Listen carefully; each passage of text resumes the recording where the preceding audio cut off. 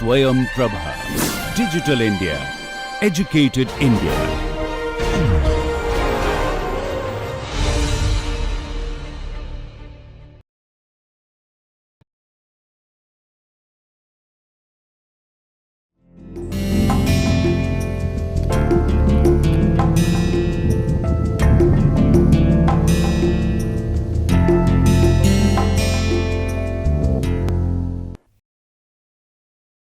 नमस्कार, मेरा नाम डॉक्टर पंकज कुमार झा है। मैं जवाहरलाल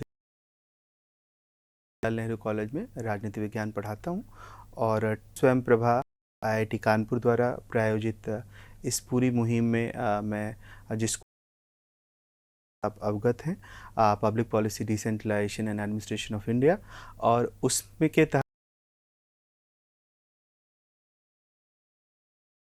इसमें आज इस लेक्चर पे हम बात कर रहे हैं वो डिसेंट्रलाइजेशन से ही जुड़ा है और पिछले लेक्चर का एक तरह से आप कह सकते हैं कंटिन्यूएशन।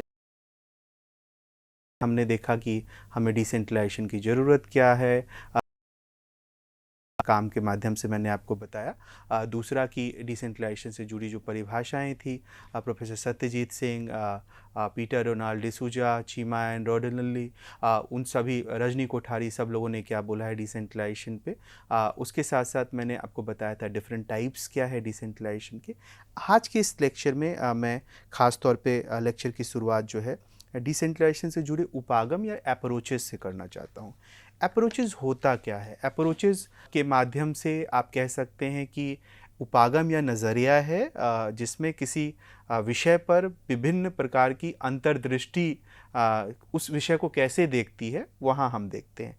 जैसे मान के चलिए ये कलम है और इस कलम को अलग अलग नज़रिए से देखा जा सकता है। इस कलम को एक व्यक्ति ये कह सकता है कि ये कलम जो है काला है क्योंकि वो रंग के नज़रिए से देख रहा है। कोई एक व्यक्ति कहता है इस कलम का प्रयोग जो है हम लिखने में करते हैं, तो वो अलग नज़रिए से देख रहा है। कोई व्यक्ति कह सकता है कि ये कलम के ऊपर जो है वो प्लास्टिक चिपकी हुई है, तो उसका एक अलग नज़रिया हो सकता है। तो प्रत्येक व्यक्ति किसी विषय वस्तु को अलग अलग नज़रिए से देखता है या देख सकता है।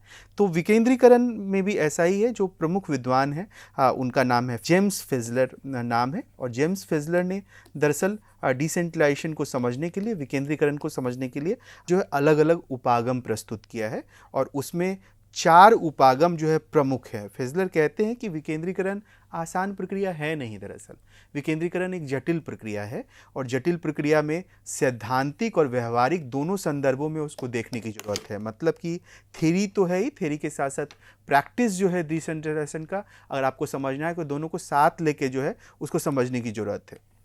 और उन्होंने 4 अलग अलग परिप्रेक्ष्य में डिसेंट्रलाइजेशन को देखा या 4 उपागम प्रस्तुत किया है। पहला उपागम जो है वो डॉक्ट्रिनल उपागम है। दूसरा उपागम जो है वो राजनीतिक उपागम है या पॉलिटिकल अप्रोच है। तीसरा उपागम जो है वो प्रशासनिक उपागम है, और चौथा उपागम जो है द डुअल रोल यानी दोहरी भूमिका वाला उपागम है। तो हम बारी बारी से इन चारों उपागम को समझेंगे और उसके मार्फत एक समझ विकसित करने की कोशिश करेंगे कि प्रत्येक नज़रिया किस तरह से विकेंद्रीकरण के सवाल को एड्रेस करता है। पहला डॉक्ट्रिनल उपागम है, जिसको आप सैद्धांतिकी उपागम भी कह सकते हैं। दरअसल विकेंद्रीकरण संबंधित ये आरंभिक उपागम है। जब उपागम बनने शुरू हुए, देखने का नज़रिया देखना शुरू हुआ कि विकेंद्रीकरण को हम कैसे देखें, विकेंद्रीकरण क्या है, तो उसके शुरुआती नज़रियों में से, शुरुआती उपागमों में से एक है डॉक्ट्रिनल अप्रोच। और ये मान के चलता है कि विकेंद्रीकरण एक साध्य है, ना कि साधन। यानी इसके हिसाब से डिसेंट्रलाइजेशन क्या है? एंड है, मीन्स नहीं। एंड का मतलब है कि हमें हर हालत में डिसेंट्रलाइजेशन चाहिए, और वो डिसेंट्रलाइजेशन उनके लिए जीने मरने का प्रश्न है, ऐसा लगता है। इस तरह से डॉक्ट्रिनल अप्रोच डिसेंट्रलाइजेशन को ट्रीट करते हैं। और साथ ही वो कहते हैं कि रोमांटिक आइडियलाइजेशन के माध्यम से, यानी रोमांसवादी आदर्शीकरण के माध्यम से इसे प्राप्त किया जा सकता है।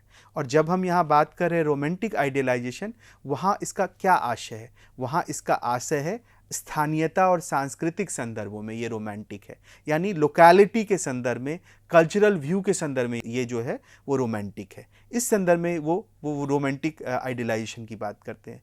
और विकेंद्रीकरण संबंधी ये उपागम जो है प्रमुख रूप से स्थानीय समाज यानी लोकल कम्युनिटी, नगर यानी सिटी, टाउन और गांव, इसको फोकस कर रहा है।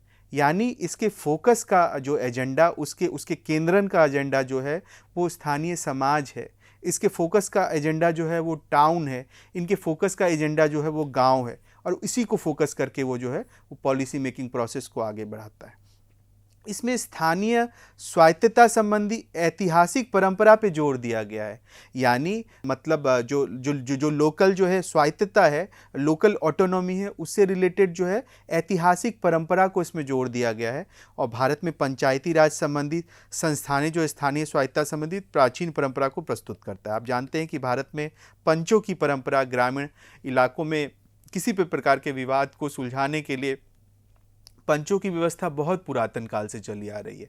तो ये व्यवस्था कहीं ना कहीं वो पारंपरिक जो पंचायती राज की व्यवस्था थी उसको कहीं ना कहीं पुष्ट करता है, और इसका उद्देश्य है पारंपरिक मूल्यों को फिर से बहाल करना और विकेंद्रीकरण को गति देना। यानी ये चाहता है कि जो ट्रेडिशनल वैल्यू रहे हैं उस ट्रेडिशनल वैल्यू को कैसे फिर से इस्टेब्लिश किया जाए और किस तरह से फिर से विकेंद्रीकरण को और बढ़ाया जाए, उसको और गति दिया जाए।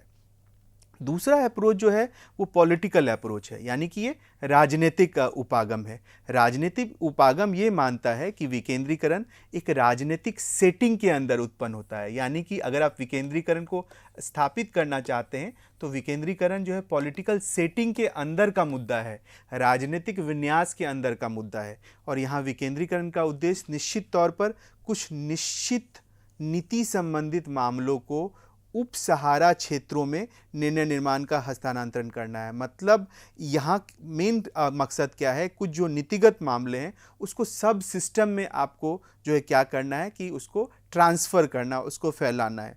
विकेंद्रीकरण हस्तांतरण के जो है के रूप में स्थानीय निकायों को स्थानीय स्तर पर स्वायत्त बनाने की कोशिश करता है। यानी जो स्थानीय निकाय हैं, जो लोकल इंस्टीट्यूशन है, वो लोकली जो है क्या हो, ऑटोनोमस हो, इसका फोकस इसमें किया गया है।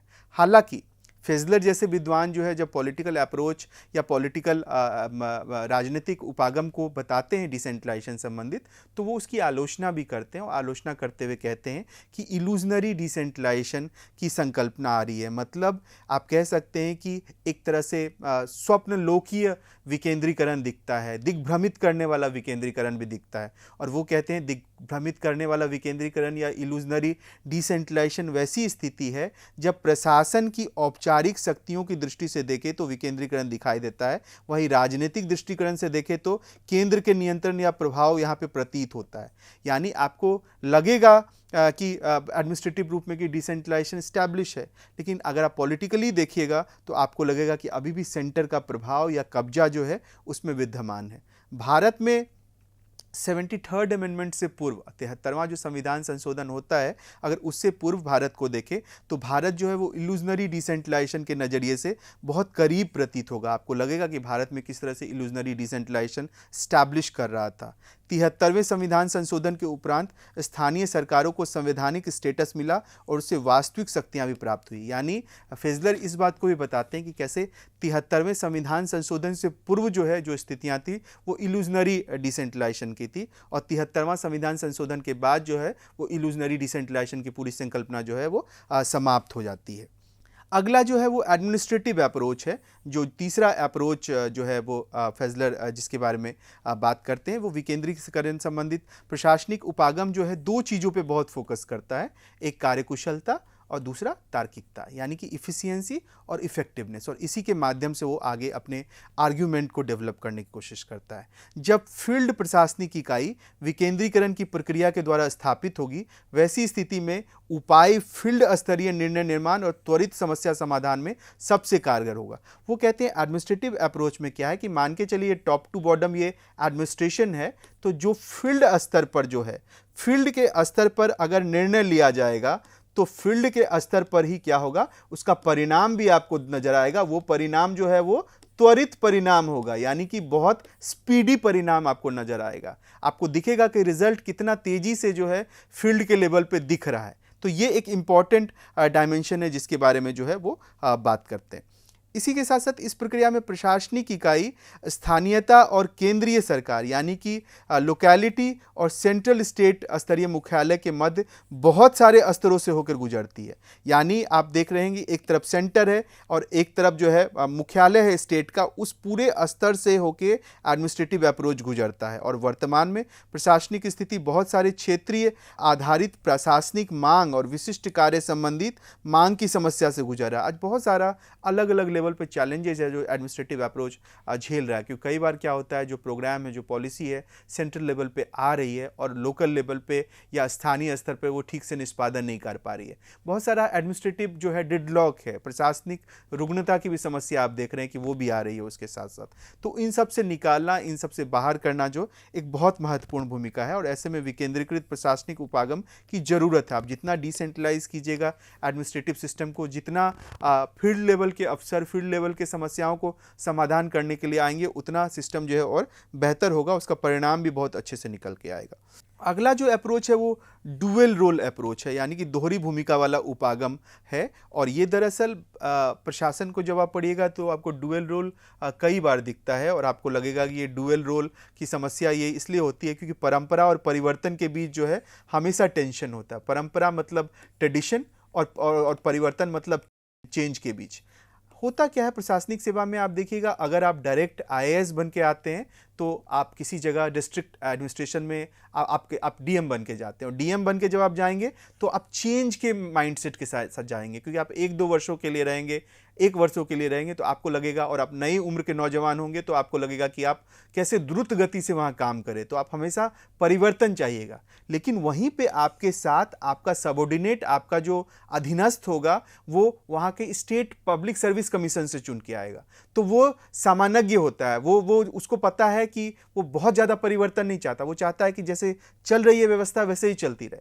तो परिवर्तन और परंपरा के बीच जो है हमेशा दोहराव होता है, अपने आप में कई बार परेशानियां आती है, जिससे प्रशासनिक जड़ता कई बार उत्पन्न होती है। होता यह है कि जो स्टेट लेवल का ऑफिसर है, जो कि आप कह सकते हैं प्रमोशन से आगे बढ़ रहा है, उसको वहाँ की स्थानीय समझ है। आप जो है केरल के हैं और आप उत्तर प्रदेश में मान के चलिए आप आईएएस अधिकारी बन के आते हैं, तो आपको कई समस्या का सामना करना पड़ेगा। आप भाषा से जूझते हैं, आप स्थानीय पॉलिटिक्स को नहीं समझते हैं, स्थानीयता को नहीं समझते हैं, तो आप टोटली वहाँ के लोगों पे डिपेंडेंट हो जाते हैं कि वो आपको मार्गदर्शन करेगा कि हाँ आप ऐसे करिए, आप वैसे करिए, आपको ये कीजिए। लेकिन वो व्यक्ति बहुत इमेजिनरी होता है जो आईएएस होता है, वो कम उम्र का होता है, युवा होता है, वो चाहता है कि खूब तरक्की हो, खूब विकास हो, खूब ज़्यादा परिवर्तन हो। लेकिन वहाँ का जो लोकल एडमिनिस्ट्रेशन होता है, जो वहाँ के राज्य का होता है, वो नहीं चाहता है उस लेवल पे काम हो, वो चाहता है आराम आराम से काम हो, व्यवस्था जैसे चल रही है वैसे ही चलती रहे। तो इस तरह से जो है समस्या एक देखी जाती है इसमें। दूसरी जो समस्या है वो है सामान्य और विशेषज्ञ के बीच के विवाद का, यानी जनरलिस्ट और जो है स्पेशलिस्ट है उसके बीच का विवाद भी इसमें दिखाया जाता है। मतलब जनरलिस्ट, जैसे मैंने आपको खुद बताया कि जनरलिस्ट मतलब अगर आप स्टेट पब्लिक सर्विस कमीशन से चुन के आते हैं तो आप जो है क्या है कि आप जर्नलिस्ट हैं और जनरलिस्ट हैं यानी सामान्य हैं, और अगर आप यूपीएससी से चुन के आते हैं तो आप विशेषज्ञ हैं। तो दोनों के बीच एक अलग तरह का टसल होता है, तो वो भी एक इंपॉर्टेंट है। तो फेजलर कहते हैं कि आधारभूत विवाद का क्षेत्र कानून और व्यवस्था को बनाए रखने और आर्थिक सामाजिक विकास को वरीयता देने के बीच में आपसी विवाद से जुड़ा हुआ है। मतलब और एक और यहां समस्या है। समस्या क्या है? 2 लोगों के बीच समस्या है, विकास के बीच, और समस्या है किसके बीच? कानून और व्यवस्था के बीच। अब विकास का काम कौन करता है? डीएम करता है, और कानून व्यवस्था को कौन देखता है? एसपी करता है। तो इन दोनों के बीच का कार्य के बीच भी जो है हमेशा विवाद होता है कि कौन सुप्रीम है, कहीं इसका ओवरलैप तो नहीं हो रहा है, कहीं इसका डुअल रोल क्या है। तो आपसी विवाद यहाँ पे भी आप देख सकते हैं तीनों स्तरों पर है। एक तो सामान्य और विशेषज्ञ के स्तर पर है, दूसरा काम के बंटवारे के लिए है कि कोई एक कानून व्यवस्था को देख रहा है, कोई विकास को देख रहा है, और तीसरा हम कह रहे हैं परिवर्तन और परंपरा के बीच भी विवाद है। तो ये तीनों समस्याएं जो है वो डुअल रोल के साथ जुड़ी हुई है। और अधिकांश क्षेत्र प्रशासन प्रणाली एक साधारण युग में विकसित की गई थी, जब राजस्व संग्रहण, कानून और व्यवस्था का रखरखाव और स्थानीय राय का मूल्यांकन क्षेत्रीय एजेंटों को सौंपी गई प्रमुख जिम्मेदारी थी।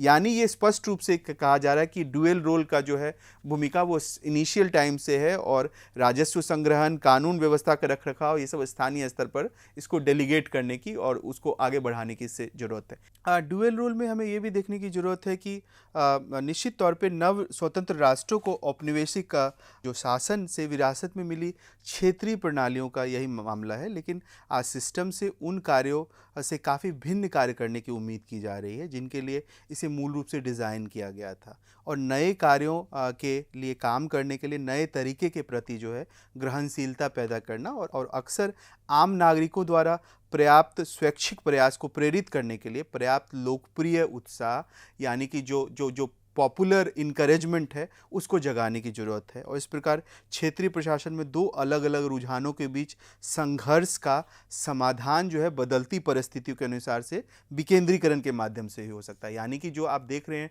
डुअल रोल है प्रशासन के बीच में, एक कानून व्यवस्था के नाम पे या एक विकास के नाम पे, जब आप देख रहे हैं डुअल रोल है सामान्यज्ञ और विशेषज्ञ के नाम पे, अब जब आप देख रहे हैं डुअल रोल है परंपरा और परिवर्तन के नाम पे, तो उसको आज के वर्तमान समय में तभी आप सुलझा सकते हैं जब विकेंद्रीकरण का जो है पूरा प्रयास को उसके साथ जोड़ के देखें। संक्षेप में विकेंद्रीकरण संबंधित फेजलर द्वारा प्रस्तावित उपागम विभिन्न मुद्दों और चुनौतियों को रेखांकित करती है। डॉक्ट्रिनल अप्रोच जहां विकेंद्रीकरण को एक साध्य मानते हुए रोमांटिक आदर्शीकरण के मार्ग पर बल देती है, राजनीतिक उपागम ठीक इसके विपरीत विकेंद्रीकरण संबंधित राजनीतिक चरित्र को उकेरती है। प्रशासनिक उपागम जहां कार्यकुशलता और तार्किकता को फोकस देते हुए क्षेत्रीय जो है फोकस को करती है और क्षेत्रीय कार्य दोहरी भूमिका को रेखांकित करती है। वहीं दोहरी भूमिका उपागम जो है यथास्थिति से परिवर्तन उन्मुखी दृष्टिकोण पर बल देती है। यानी हमने नटसेल में देखा कि प्रत्येक उपागम जो है वो क्या अप्रोच रख रहा है और किस तरह से वो आगे बढ़ने की कोशिश कर रहा है। जैसे हमने देखा डॉक्ट्रिनल बात क्या कर रहा है, रोमांटिक आइडियलाइजेशन की। हमने पॉलिटिकल देखा कि वो किस तरह से विकेंद्रीकरण को राजनीतिक सेटिंग के अंदर देखने की कोशिश करता है। प्रशासनिक को हमने देखा कि वो कार्यकुशलता और तार्किकता के आधार पे जो है डिसेंट्रलाइजेशन को देखता है। और दोहरी भूमिका को हमने देखा कि किस तरह से वो परिवर्तन उन्मुखी दृष्टिकोण पर आधारित होकर जो है डिसेंट्रलाइजेशन की तरफ आगे बढ़ता है।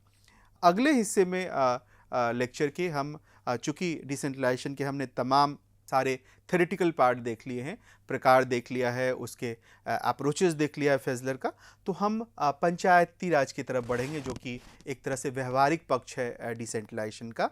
और पंचायती राज में से जुड़ी समितियां जो अभी तक की रही हैं वो हमारा सबसे पहले केंद्रीय फोकस है। आप देखिए कि ये प्रमुख समितियां हैं जो पंचायती राज पर जो है पोस्ट इंडिपेंडेंट इंडिया में बन चुकी है। उसमें पहली समिति है बलवंत राय मेहता समिति जो 1957 की है। संस्थानम समिति है ये 1963 की। अशोक मेहता समिति जो है वो है 1977 की। और JVK राव समिति है 1985 की। लक्ष्मीमल सिंघवी समिति है 1986 की।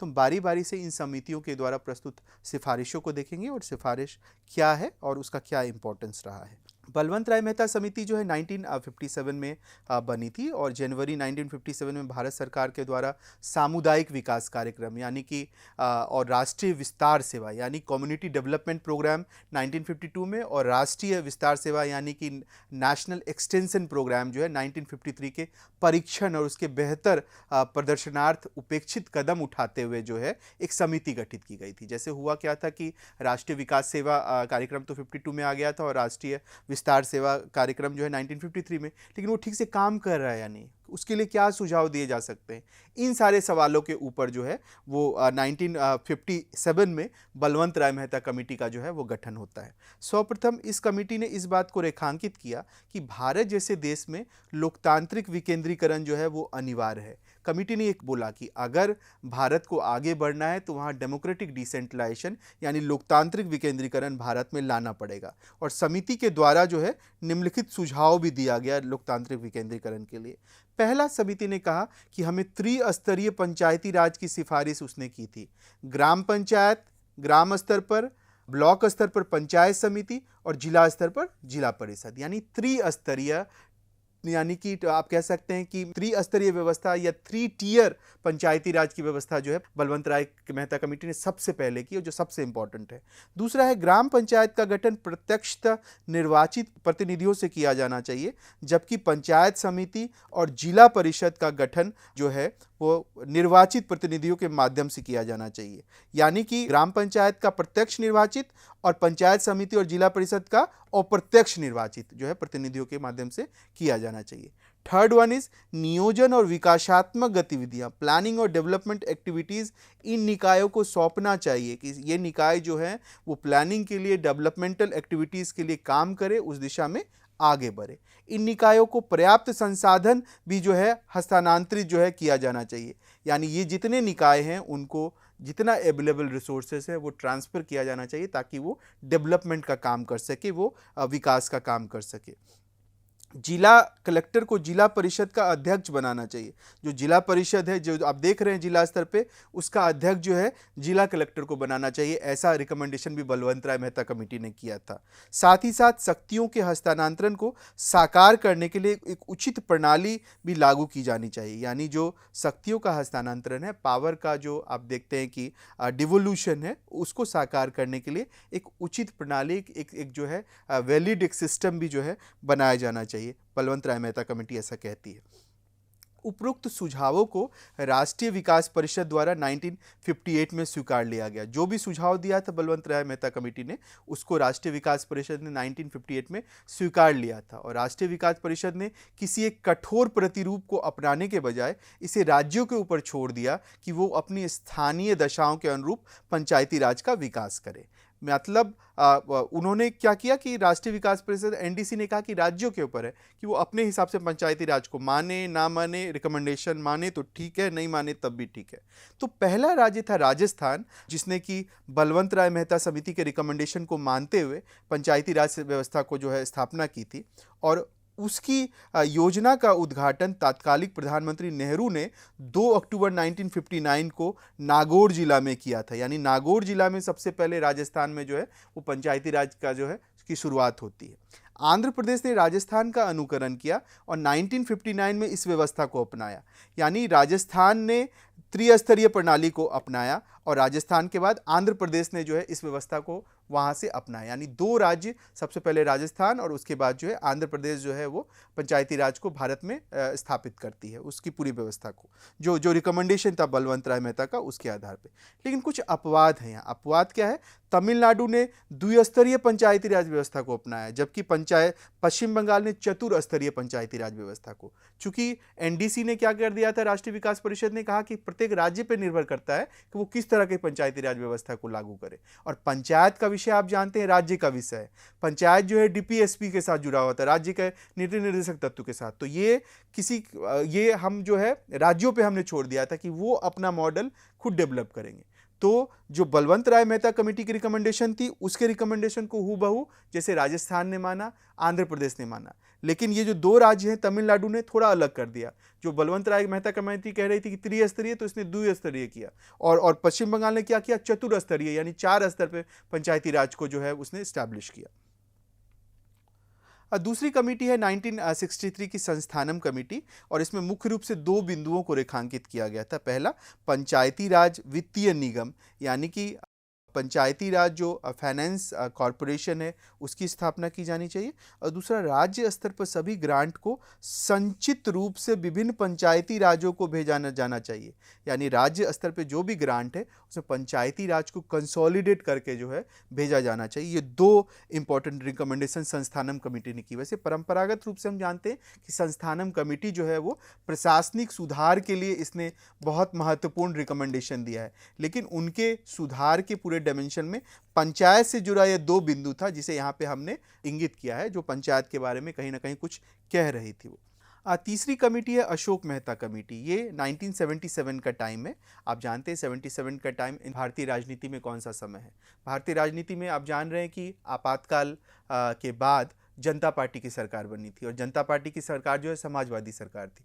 तो वो जनता पार्टी की सरकार ने अशोक मेहता कमेटी को जो है गठित किया था। तो उसका पूरा परिप्रेक्ष्य अलग है, पूरा बैकग्राउंड अलग है। तो दिसंबर 1977 में जनता पार्टी की सरकार ने पंचायती राज संस्थाओं के संबंध में अशोक मेहता समिति की अध्यक्षता में एक समिति गठित की और अगस्त 1978 में उसने अपनी रिपोर्ट सौंपी तथा देश में पंचायती राज संस्थानों की गिरावट को नवजीवन प्रदान करने और सशक्त करने के लिए कई सुझाव दिया। और कमेटी ने कहा कि पंचायती राज को अगर मजबूत करना है, उसको ज़्यादा स्ट्रेंथन करना है, उसके अंदर जीवन प्रदान करना है, तो हमें निम्नलिखित जो है रिकमेंडेशन को मानना चाहिए। पहला, जो बलवंत राय मेहता कहती थी त्रिस्तरीय होगा, उसको उसने खारिज किया और उसने कहा त्रिस्तरीय पंचायती राज प्रणाली को छोड़कर द्विस्तरीय प्रणाली बना देना चाहिए और जिला स्तर पर जिला परिषद और उसके नीचे मंडल पंचायत जो 15,000 से 20,000 जनसंख्या वाले गांव के समूह से मिलकर बनेगा। यानी जिला के बाद डायरेक्ट जो है उन्होंने मतलब पंचायत समिति और ग्राम पंचायत को हटा दिया और उसके जगह उसने रिकमेंडेशन दिया कि मंडल पंचायत बनना चाहिए। और मंडल पंचायत कैसे बनेगा?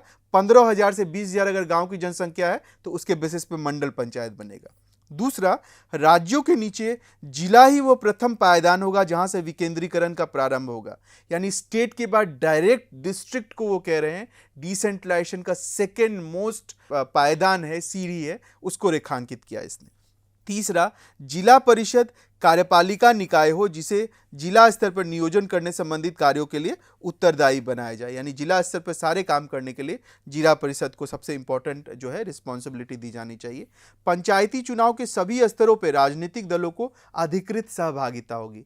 जो जितने पंचायती राज का इलेक्शन होगा वो यानी इनके हिसाब से पार्टीशियन होना चाहिए, यानी पॉलिटिकल पार्टी पंचायती राज का चुनाव लड़े। अभी आप देखिएगा तो ये भी स्टेट बाय स्टेट डिफर करता है। बहुत जगह जो है डायरेक्ट पॉलिटिकल पार्टी इलेक्शन लड़ती है, बहुत जगह पॉलिटिकल पार्टी डायरेक्ट नहीं लड़ती है, इनडायरेक्ट लड़ती है। जैसे बिहार का एग्जाम्पल है कि वहाँ पॉलिटिकल पार्टी पंचायत का चुनाव नहीं लड़ती है, लेकिन जो भी मुखिया और सरपंच के प्रत्याशी खड़े होते हैं वो कहीं ना कहीं किसी ना किसी दल से अप्रत्यक्ष रूप से उसके सदस्य होते हैं। लेकिन दिल्ली में आप देखिएगा कि डायरेक्ट जो है वहाँ का नगर निगम का चुनाव जो है, म्युनिसिपल कॉर्पोरेशन का चुनाव, वहाँ पार्टी लड़ती है। तो ये डिफर करता है। लेकिन इसने कहा था अशोक मेहता ने क्या कि पॉलिटिकल पार्टी जो है पार्टिसिपेट करना चाहिए उसमें।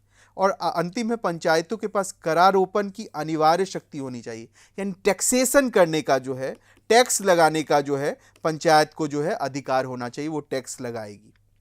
सामाजिक और आर्थिक रूप से कमजोर वर्ग हेतु आवंटित निधियां वास्तव पर उन पर खर्च की जा रही है या नहीं, इसकी जांच हेतु जिला स्तरीय अभिकरणों, एजेंसीज तथा विधायकों की समिति द्वारा नियमित सामाजिक संपरीक्षा यानी सोशल ऑडिट भी की बात इस कमेटी ने की थी कि सोशल ऑडिट हमें करना चाहिए। राज्य सरकारों को पंचायती राज संस्थाओं पर हावी नहीं होना देना चाहिए।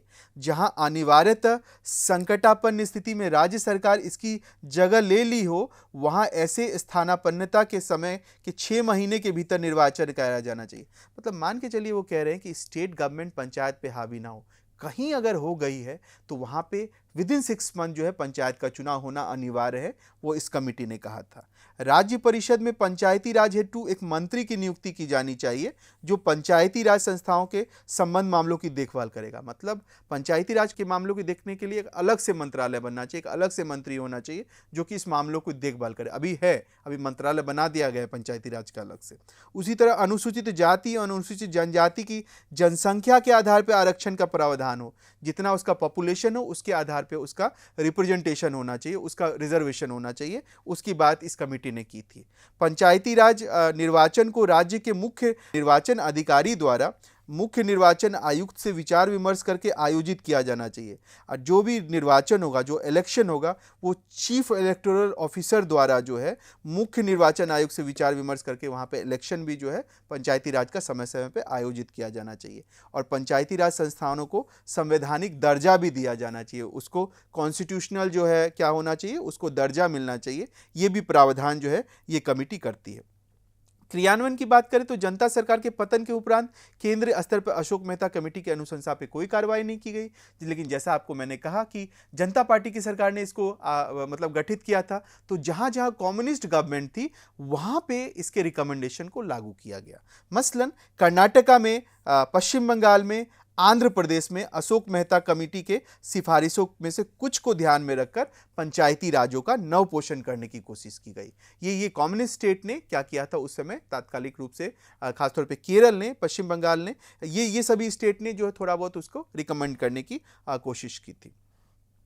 अगला जो कमेटी है वो जीवी के राव कमेटी है और जीवी के राव कमेटी जो है 1985 में योजना आयोग द्वारा जीवी के राव की अध्यक्षता में rural development and poverty programmes की प्रशासनिक व्यवस्था हेतु एक कमेटी गठित की गई थी और इस कमेटी ने यह निष्कर्ष निकाला था कि विकास प्रक्रिया धीरे धीरे नौकरशाही परक और अधिकारी परक जो है वो होता जा रहा है और ये पंचायती राज व्यवस्था से दूर होती जा रही है। तो इसने निम्नलिखित सुझाव दिया था। पहला, लोकतांत्रिक विकेंद्रीकरण का प्रमुख इकाई जो है वो जिला परिषद होगा। दूसरा, जिला और निचले स्तर पर पीआरआई को जो है योजना, कार्यान्वयन और निगरानी के संदर्भ में महत्वपूर्ण भूमिका दी। पीआरआई मीन्स पंचायती राज इंस्टीट्यूशन, पंचायती राज संस्थानों को जो है प्लानिंग के लिए, इम्प्लीमेंटेशन के लिए और निगरानी के लिए एक महत्वपूर्ण भूमिका दी जाएगी। और जिला विकास आयुक्त यानी कि डिस्ट्रिक्ट डेवलपमेंट कमिश्नर का एक पद सृजित किया जाएगा। उसे जिला स्तर पर विकास विभागों का प्रभारी होना चाहिए और पीआरआई के चुनाव नियमित रूप से आयोजित किए जाने चाहिए और उसका चुनाव भी जो है वो रेगुलर बेसिस पे आयोजित किया जाना चाहिए। और ये कमेटी का ये रिकमेंडेशन भी बहुत पॉपुलर रहा था। तो 85 में जो है ये कमेटी बनी थी और इसने rural development and poverty programmes के नाम से जीवी के राव ने की अध्यक्षता में ये कमेटी का गठन किया गया था।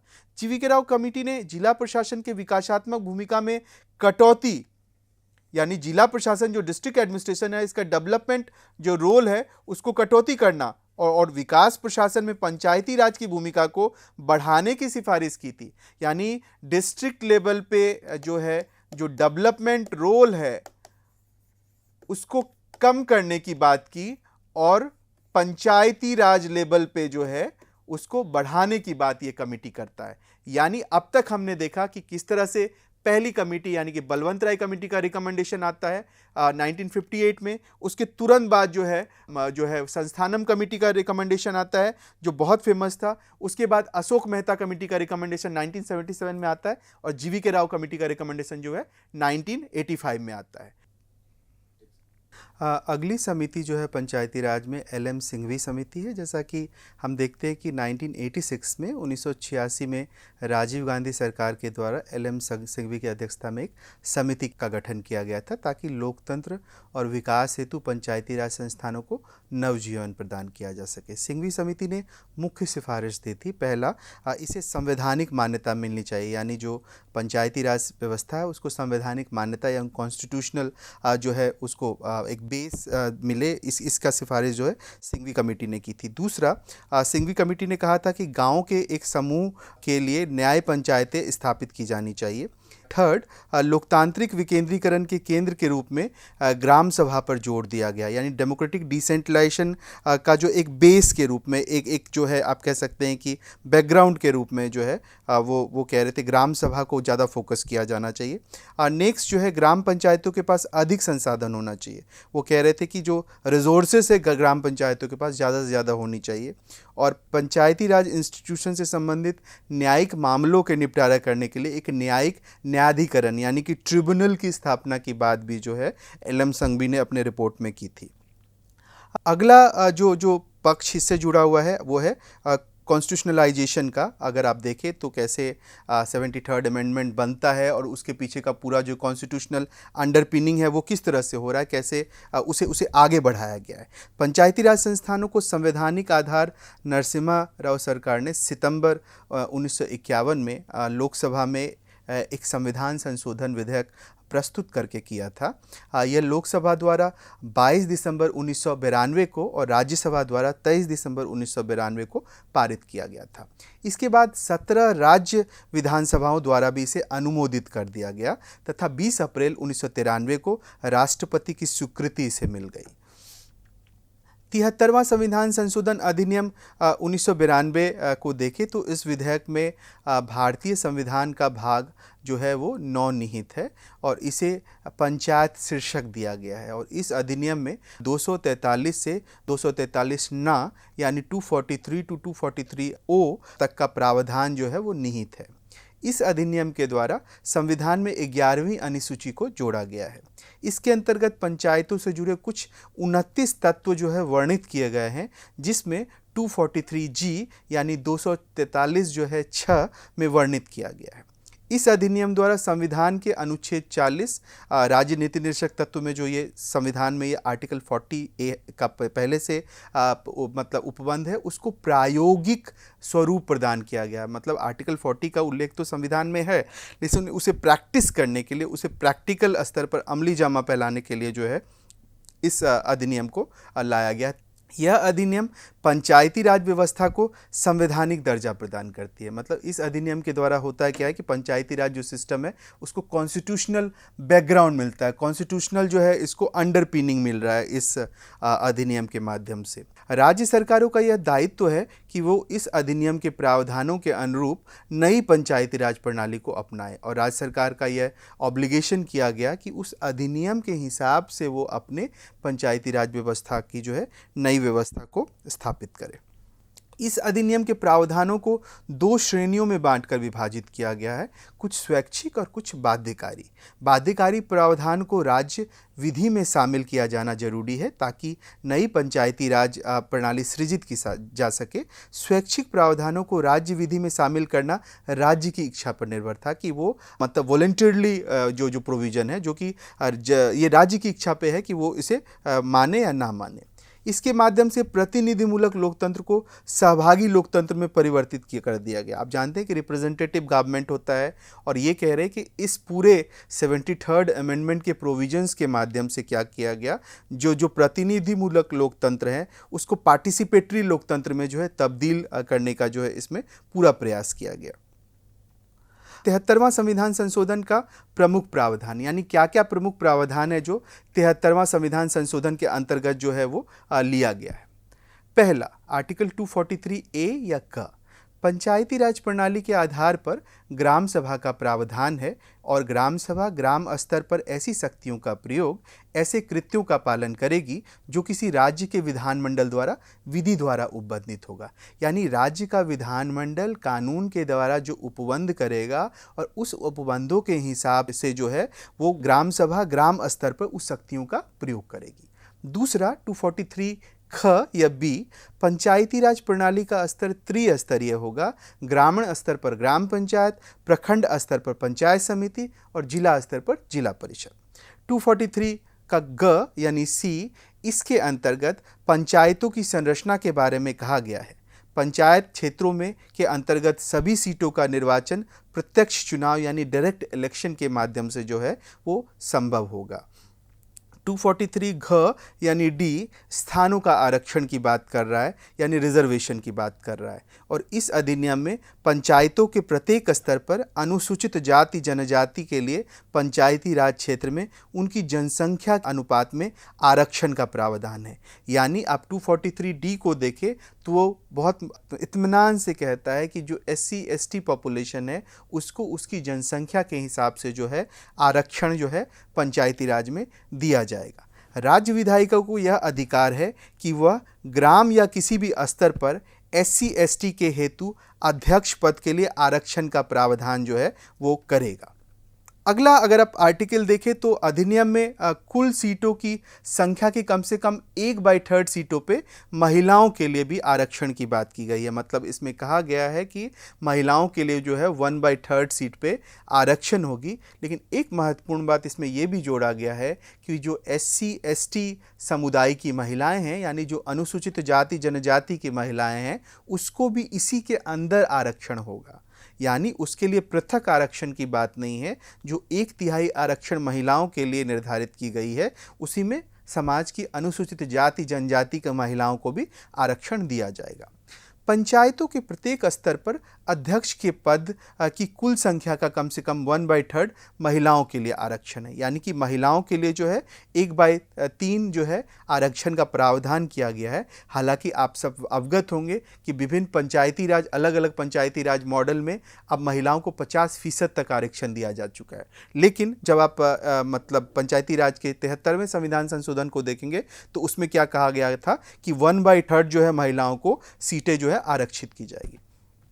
243 का ई यानी अंघा कहता है पंचायत की अवधि के बारे में, और ये ऐसा मानता है कि अधिनियम में हर स्तर पर पंचायतों के लिए 5 साल का कार्य जो है वो निहित होगा, यानी कि पूरा जो टेन्योर है पंचायत का वो 5 वर्ष होगा, और जैसे ही 5 वर्ष समाप्त होगा फिर से चुनाव होगा। ये सिंपल नियम है। लेकिन इसके साथ साथ एक और भी इसमें उपबंध है कि अगर किसी कारण से 5 साल से पूर्व अगर पंचायत विघटित हो जाती है तो बहुत ध्यान रखना चाहिए कि विदिन 6 मंथ 6 महीने के भीतर जो है आपको चुनाव कराने का प्रावधान है।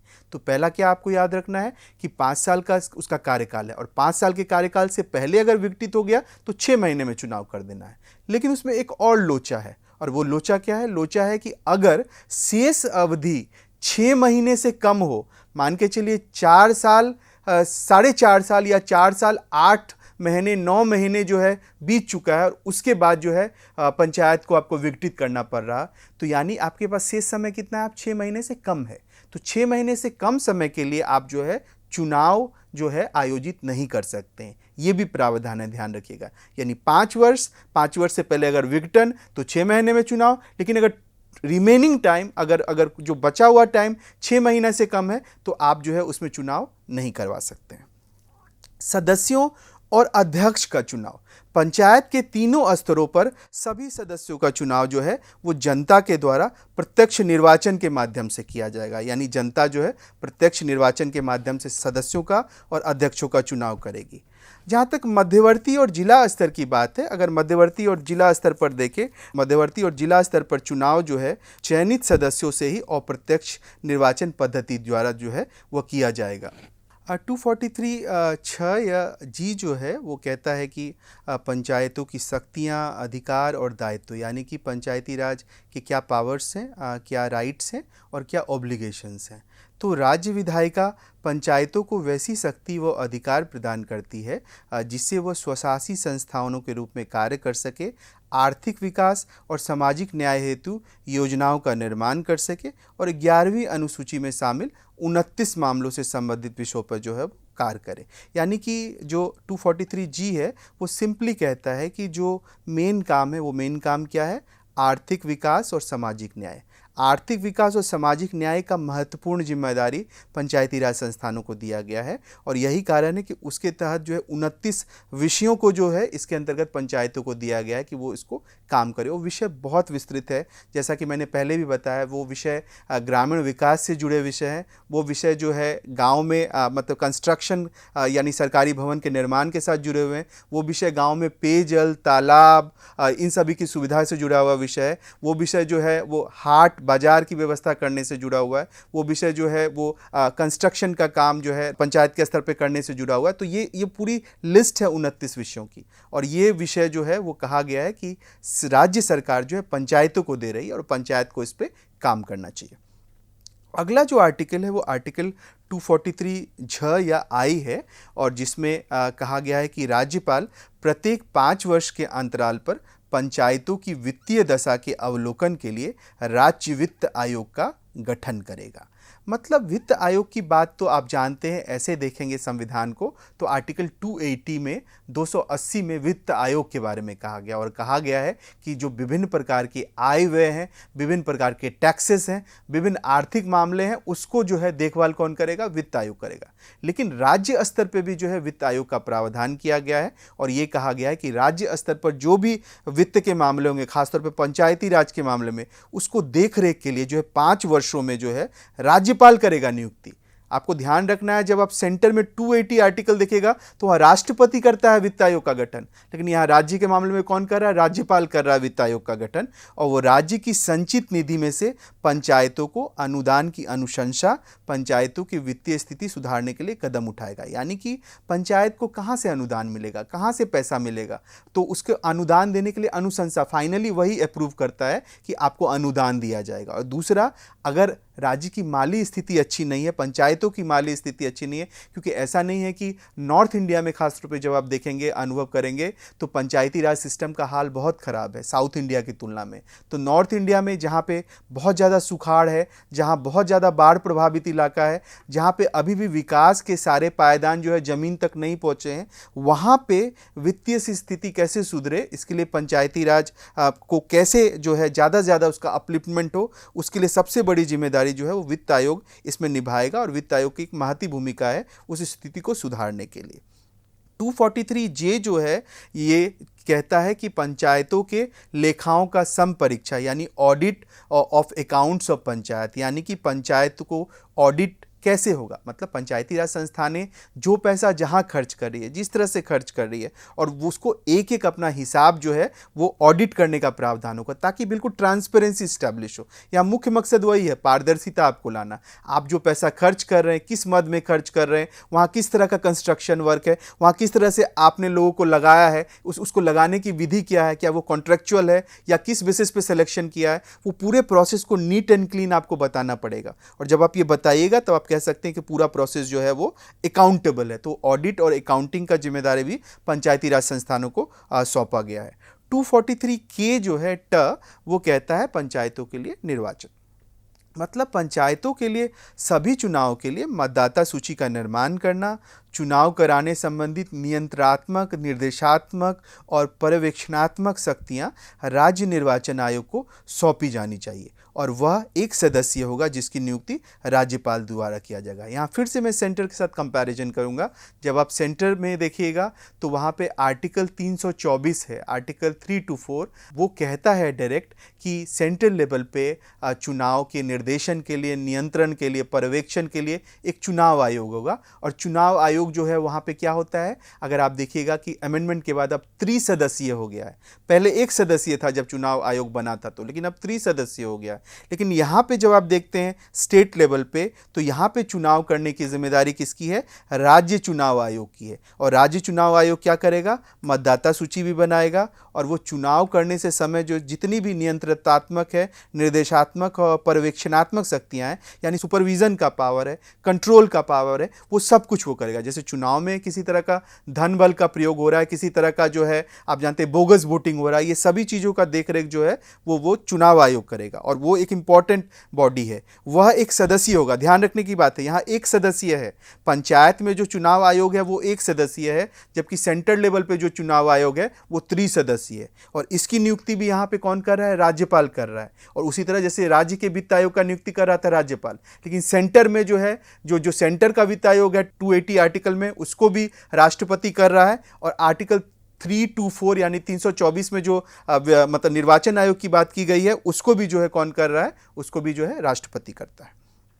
अगला आर्टिकल है 243L यानी संघ राज्य क्षेत्रों को लागू करना, यानी कि जो यूनियन है, टेरिटरी है, उसमें पंचायती राज का विधान कैसे लागू होगा, किस तरह से पंचायती राज की व्यवस्था को उसके अंदर आप और हम लागू कर सकते हैं। तो इस पूरे एंगल को इसके अंदर जो है विस्तार से बताया गया है। 243D यानी M जो है कहता है कि इस भाग में ये लागू नहीं होगा, मतलब कहाँ कहाँ पंचायती राज का प्रावधान नहीं लागू होगा।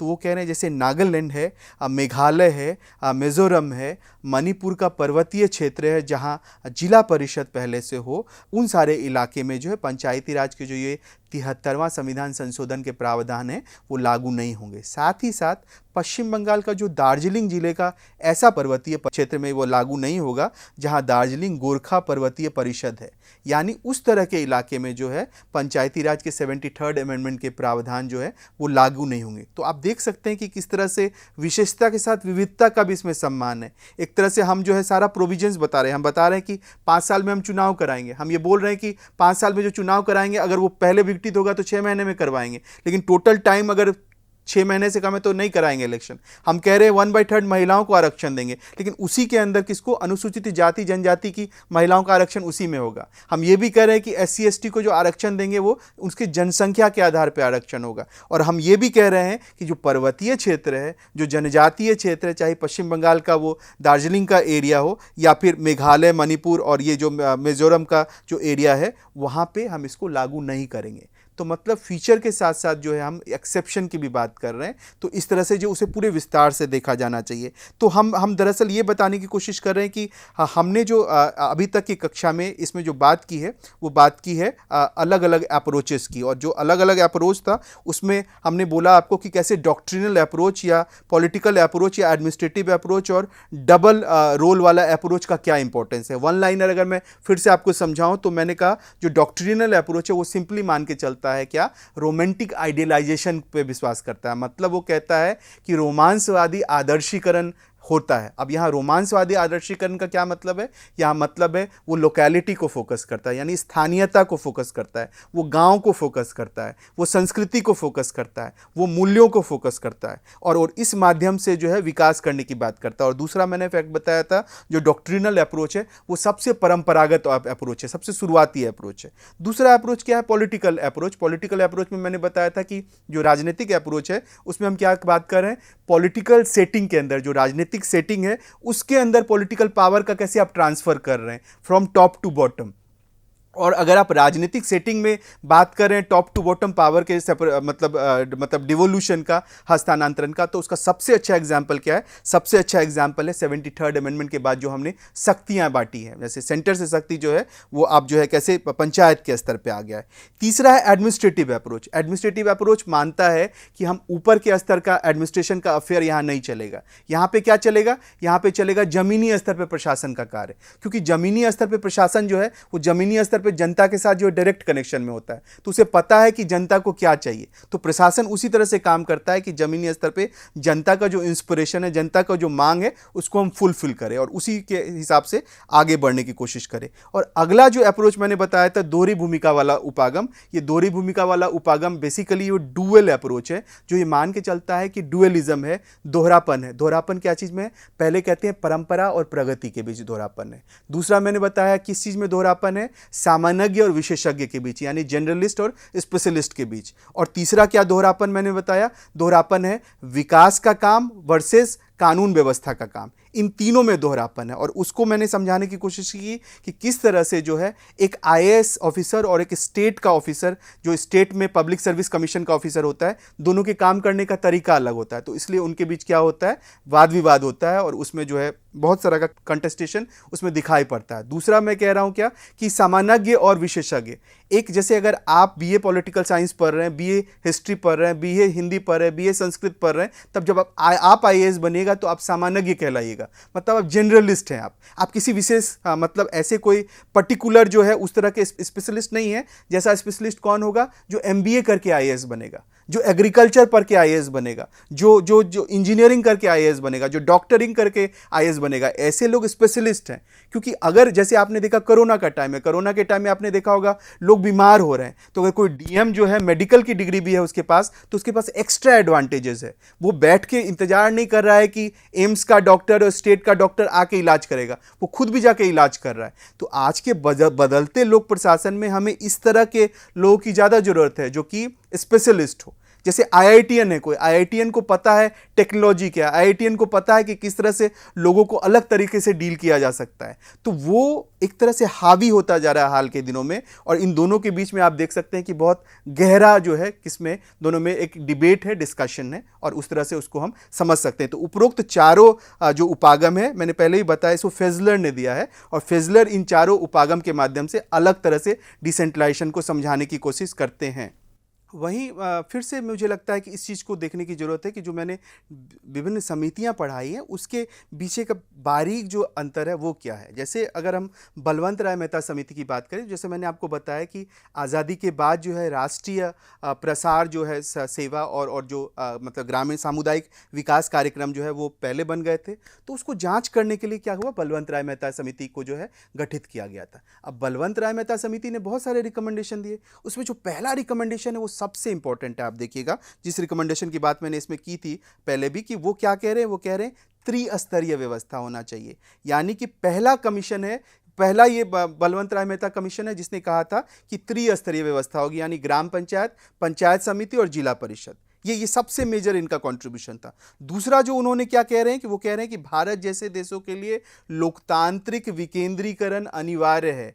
अगर भारत चाहता है कि केंद्रीकरण की समस्या से बाहर निकले, अगर भारत चाहता है कि विकेंद्रीकरण की पूरी मतलब कवायद भारत में शुरू हो, तो उसे पंचायती राज सिस्टम को बहुत सिस्टमेटिकली जो है वो लागू करना पड़ेगा। साथ ही साथ ये कहा गया कि अगर आप चाहते हैं कि जमीनी प्रशासन को गांधी के सपनों के भारत को फिर से रीस्टैब्लिश करे, तो यह ध्यान देना पड़ेगा कि प्लानिंग और डेवलपमेंट की एक्टिविटीज़ जो है वो आपको गाँव की ओर जो है वो मतलब गाँव से स्टार्ट करना पड़ेगा। यहाँ जब भी मैं बात करता हूँ गांधी के सपनों का भारत, गांधी के सपनों का भारत, तो उसका आशय क्या है? उसका आशय है, जब आप गांधी को पढ़ेंगे तो गांधी कहते हैं कि मेरे सपनों के भारत में जाति धर्म लिंग का कोई स्थान नहीं होगा और हमारे सपनों का भारत जो है वो महासागरीय वृत्त की तरह काम करेगा। जैसे जैसे वृत्त होता है, जैसे सर्कल होता है, वो पूरा नोशन गांधी देते हैं। और इस मामले में गांधी कार्ल मार्क्स और दूसरे विचारक से अलग है। जैसे आप कार्ल मार्क्स को पढ़िएगा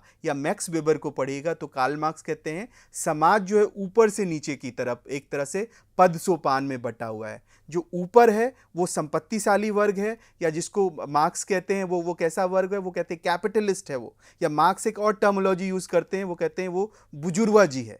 और जो सबसे नीचे वर्ग है वो कामगार वर्ग है, वो मजदूर वर्ग है। और मार्क्स कहते हैं वो जो है कैसा वर्ग है, वो अंग्रेजी में शब्द यूज़ करते हैं प्रोलेटेरिएट है, ये यानी सर्वहारा वर्ग है। लेकिन दोनों एक दूसरे पर निर्भर है। कार्ल मार्क्स कहते हैं जो मालिक है यानी जो कैपिटलिस्ट है वो इसीलिए मजदूरों पर निर्भर है क्योंकि उसकी फैक्ट्री नहीं चलेगी अगर मजदूर नहीं होंगे तो, और मजदूर को इसीलिए चाहिए मालिक क्योंकि अगर वो उसकी फैक्ट्रियाँ नहीं होंगी तो उसका आजीविका कैसा चलेगा। लेकिन होता यह है कि धीरे धीरे शोषण बहुत बढ़ने लगता है और एक समय के बाद क्या होता है कि मजदूर जो है वो क्रांति कर देता है मालिक के खिलाफ और एक नई तरह की व्यवस्था जन्म लेती है। तो जब आप मार्क्स के समाज को समझेंगे तो पूर्ण रूप से कैसा है, हायरार्किकल है, एक तरह से पद सोपानिक है। लेकिन आप गांधी के समाज को समझेंगे तो गांधी कहते हैं समाज जो है वृत्त की तरह होता है, गोल, और उस वृत्त में सबसे केंद्र में सबसे अंदर जो होता है वो क्या होता है, वो होता है ग्राम पंचायत या गाँव। और क्योंकि उस तरह के गांव की गांधी बात कर रहे हैं जहां एक व्यक्ति दूसरे व्यक्ति के लिए क्या करेगा, सेक्रीफाई होने के लिए तैयार रहेगा। मतलब वहां पे कि प्यूरिफिकेशन ऑफ हार्ट है, यहाँ आत्मा का शुद्धिकरण की बात गांधी करते हैं। तो उस तरह के गांव की बात हम सोच के हमारे पॉलिसी मेकर्स ने सोचा कि हमें गांधी के सपने को जो है बढ़ाना है, इसलिए हमें पंचायती राज और विकेंद्रीकरण को स्टैब्लिश करना है। निस्संदेह रूप से हमने क्या किया था, हमने जो है 7वीं अनुसूची में राज्य सूची में पंचायत को डाल दिया, और दूसरा हम जो है आर्टिकल 40 में जो राज्य का नीति निर्देशक तत्व है उसमें आर्टिकल 40 के अंदर भी जो हमने पंचायत का पूरा प्रावधान कर दिया। लेकिन समस्या बस वही रह गई थी वहाँ कि वहाँ क्या समस्या थी कि आप पंचायती राज को ठीक से लागू करना या नहीं करना वो राज्य के ऊपर था। तो इसी कारण से ये सभी कमेटी कह रही है कि नहीं, हमें डेवलपमेंटल और प्लानिंग एक्टिविटी को जो है इसके साथ जोड़ना चाहिए। तीसरा बलवंत राय मेहता कमेटी ने जो सबसे इंपॉर्टेंट कहा था वो कहा था जिला कलेक्टर को जो है जिला स्तर का जो है वो अध्यक्ष होना चाहिए। तो ये कुछ ऐसे रिकमेंडेशन जो बलवंत राय मेहता कमेटी ने दिया वो बहुत नज़ीर था और आगे सारी कमिटीज़ ने इसको फॉलो किया है। लेकिन आपको ये भी ध्यान रखना पड़ेगा कि जब बलवंत राय मेहता कमेटी बनी उस समय ये नहीं था कि सभी उसको लागू ही करे। तो राजस्थान जैसे स्टेट ने इसको सबसे पहले लागू किया, उसके बाद आपने देखा कि किस तरह से आंध्र प्रदेश जैसे देश ने इसको लागू किया, और कुछ स्टेट ने, खासतौर पे तमिलनाडु ने और पश्चिम बंगाल ने थोड़ा अपने स्टेट के जो है डाइवर्सिटी के हिसाब से उसको परिवर्तित किया। जैसे तमिलनाडु ने क्या किया था कि द्विस्तरीय पंचायती राज को लागू किया था और पश्चिम बंगाल ने चतुर्स्तरीय प्रणाली को लागू किया था। उसी तरह अशोक मेहता कमेटी बहुत इमर्जिंग है, क्योंकि अगर आप कुछ 2-3 कमेटी को देखिएगा जो बेस्ट है तो जैसे बलवंत राय वैसे अशोक मेहता। ये फिर से टाइम है किसका, ये टाइम है जनता पार्टी की सरकार का, 1977 का टाइम है, और उसमें जनता पार्टी ने कहा इंपॉर्टेंट लीडर के रूप में अशोक मेहता थे, उसके नेतृत्व में ये कमेटी बनी थी और कमेटी ने कहा था कि त्रिस्तरीय की जगह द्विस्तरीय पंचायती राज व्यवस्था होगी। ये एक मेजर कंट्रीब्यूशन रहा किसका, इस अशोक मेहता कमेटी के रिकमेंडेशन का। और उन्होंने कहा था राज्य के नीचे जिला ही वो पहला पायदान होगा जहां से विकेंद्रीकरण प्रारंभ होगा। तो ये भी उनका एक इंपॉर्टेंट कंट्रीब्यूशन था। और राज्य जिला परिषद कार्यपालिका निकाय हो, उसे जिला स्तर पर नियोजन संबंधित कार्यों के लिए उत्तरदायी बनाया जाए, और पंचायतों के पास करारोपण की शक्ति होना चाहिए, टैक्सेशन का भी अधिकार होगा। ये भी अशोक मेहता कमेटी का जो सबसे बड़ा रिकमेंडेशन रिकमेंडेशन था। और एक और रिकमेंडेशन था जिसको बाद में 73rd अमेंडमेंट ने लागू भी किया कि पंचायती राज व्यवस्था को संवैधानिक कीजिए, यानी कि कॉन्स्टिट्यूशनल बनाइए। जैसे कॉन्स्टिट्यूशनल बनाइएगा वो जो है और उससे जो है उससे बेहतरी होगा उसका क्रियान्वयन। इसका भी हुआ, लेकिन हुआ क्या कि आप जानते हैं जनता पार्टी की सरकार गिर गई थी। तो केवल जो कुछ ऐसे राज्य जो जहाँ पे समाजवादी सरकारें थी और जो कम्युनिस्ट सरकारें थी, उन्होंने ही इसे लागू किया था, सबने इसे लागू नहीं किया था। अब जीवीके राव को भी आपने देखा, जीवीके राव कमेटी ने भी बहुत सारा रिकमेंडेशन दिया और उसमें वो भी कह रही है कि लोकतांत्रिक विकेंद्रीकरण की सबसे महत्वपूर्ण इकाई जो है वो जिला परिषद होगी और पंचायती राज को पूर्ण रूप से अधिकार होना चाहिए कि कैसे वो योजनाओं का बनाए, योजनाओं का क्रियान्वयन करे, योजनाओं की निगरानी करे। जीवीके राव के बाद राजीव गांधी के समय सिंघवी कमेटी आती है और सिंघवी कमेटी ने भी बहुत सारा रिकमेंडेशन दिया, जिसमें 2 रिकमेंडेशन सबसे इंपॉर्टेंट अगर आप फॉलोअप के रूप में देखें तो पहला वो कहते हैं कि पंचायती राज को संवैधानिक मान्यता मिलनी चाहिए और दूसरा जो है जो सबसे इंपॉर्टेंट है वो ये कह रहे हैं कि अगर आपको पंचायती राज व्यवस्था में जो न्यायिक मामले हैं उसको निपटारे करने तो निपटारे करने के लिए जो है न्यायिक न्यायाधिकरण यानी कि ट्रिब्यूनल की स्थापना की जानी चाहिए। कुल जमा अब तक जो हमने बातचीत की उसका लबो-लुभाव ये है कि पिछले 2 कक्षाओं में जो 2 कक्षा में हम विकेंद्रीकरण की बात कर रहे थे और पंचायती राज की बात कर रहे थे तो हमने किन किन सवालों को एड्रेस किया उसको हम थोड़ा सा सारगर्भित रूप से समझ सकते हैं। पहला जो सवाल हमने एड्रेस किया वो था कि हमें विकेंद्रीकरण की आवश्यकता क्यों है और उस विकेंद्रीकरण की आवश्यकता को सत्यापित करने के लिए मैंने प्रोफेसर सत्यजीत सिंह जो कैलिफोर्निया यूनिवर्सिटी में पॉलिटिकल साइंस के प्रोफेसर हैं उनकी 2016 में प्रकाशित किताब द लोकल इन गवर्नेंस के माध्यम से आपके सामने कुछ तथ्य रखे थे और कहा था कि वो कहते हैं 2-3 कारणों से हमें जो है डिसेंट्रलाइजेशन बहुत ज़रूरी है। पहला वो कहते हैं इससे बेस्ट आउटकम आता है, अगर आप डिसेंट्रलाइजेशन करिएगा तो बेहतर परिणाम आएगा। दूसरा वो कहते हैं हमें इसलिए डिसेंट्रलाइजेशन चाहिए क्योंकि इससे इकोनॉमिक डेवलपमेंट भी होता है, आर्थिक विकास भी हो रहा है, इसलिए हमें विकेंद्रीकरण चाहिए। और तीसरा वो कहते हैं हमें डिसेंट्रलाइजेशन इसलिए चाहिए क्योंकि इससे डेमोक्रेटाइजेशन हो रहा है, यानी लोकतांत्रिकरण हो रहा है। कैसे हो रहा है लोकतांत्रिकरण? वो कह रहे हैं अधिक से अधिक लोग जो है वो निर्णय निर्माण की प्रक्रिया में हिस्सा ले रहे हैं, पूरी व्यवस्था पारदर्शी हो रही है, सरकार जवाबदेह बन रही है और जो SC STs महिलाओं का उसमें आरक्षण मिल रहा है। तो लोकतंत्र का चरित्र हम कब कहेंगे कि लोकतंत्र का चरित्र है उसमें? तब कहेंगे जब वो विविधता का सम्मान करेगा, समायोजन का सम्मान करेगा और ये जो है लोकतांत्रिक प्रक्रिया के माध्यम से इसमें प्रतीत होता है। तो हमने इस सवाल को एड्रेस किया। दूसरा सवाल हमने क्या एड्रेस किया था? हमने एड्रेस किया था कि जो एग्जिस्टिंग लिटरेचर है डिसेंट्रलाइजेशन का वो क्या क्या है। हमने डिटेल आपको बताया है कि आपको जरूर से याद रखना चाहिए कि क्या क्या लिखा गया है विकेंद्रीकरण पे अब तक, एक विद्यार्थी के रूप में, एक शोधार्थी के रूप में हमें ध्यान होना चाहिए। एंड थर्ड बात हमने इसमें जोड़ा था कि विकेंद्रीकरण में से जुड़ा जो है डिफरेंट स्कॉलर ने क्या क्या डिफिनेशन दिए हैं, तो डिफिनेशंस भी हमें याद रखने चाहिए कि क्या क्या डिफिनेशन है। उसके साथ आपको ये भी याद रखना है कि मैंने आपको डिसेंट्रलाइजेशन में खास तौर पे जो एडमिनिस्ट्रेटिव डिसेंट्रलाइजेशन है उसके 3 रूप, डीकंसेंट्रेशन, डिवोल्यूशन और डेलीगेशन के बीच का डिफरेंस बताया है। मैंने आपको क्लास में ये भी बताया कि डिसेंट्रलाइजेशन और डेलीगेशन के बीच का डिफरेंस क्या है। मैंने आपको क्लास में सेंट्रलाइजेशन और डिसेंट्रलाइजेशन के बीच का डिफरेंस है वो भी बताया है और साथ में 3F जो है जो फंड, फंक्शन और फंक्शनरीज है उसके बारे में भी बताया है। तो इसको एकदम क्लियर रखना है। और उसके बाद मैंने आपको 73rd अमेंडमेंट से जुड़े जो है जो डिफरेंट कमिटी है, कमीशन है, उसके रिकमेंडेशंस बताए हैं और फाइनली 73rd अमेंडमेंट को बताया कि है क्या। तो अब तक की कक्षा में हमने इतना कुछ देखा है।